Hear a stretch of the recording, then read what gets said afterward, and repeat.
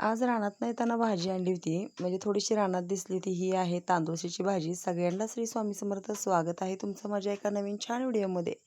तर हे बघा, काय होतं आमच्याकडे अचानकच लाईट जाती आणि आम्ही इकडे छान बनवली आहे भेळ. तर भेळ कशी बनवली माहिती आहे का? फक्त मुरमुरे होते.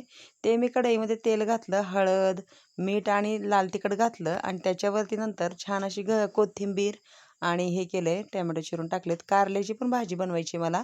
आत्याने बाजूच्या ती आमच्या दिराच्या रानातली कारली आणली ती ताजी मस्त.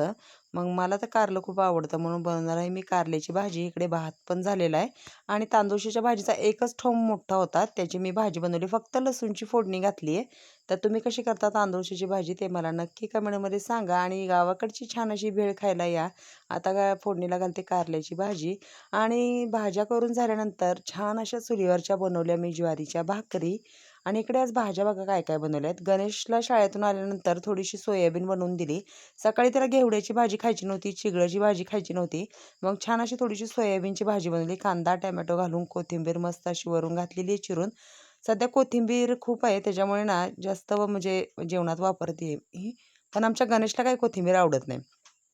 तर जी मगाशी फोडणीला घातलेली तांदूळची भाजी बघा, त्याला मी ना फक्त थोडंसं शेंगदाण्याचं कूट घातलं आहे आणि इकडे माझ्या आवडीचं कारलं. तर तुम्ही कारलं कसं बनवता हे मला नक्की कमेंटमध्ये सांगा. मी असं थोडंसं आहे ना गोलकाप करून हे करते, कारलं बनवते. भात ठेवला आहे आरावरती. मग काय या असं छान रानातलं जेवण करायला भेटूया पुढच्या व्हिडिओत.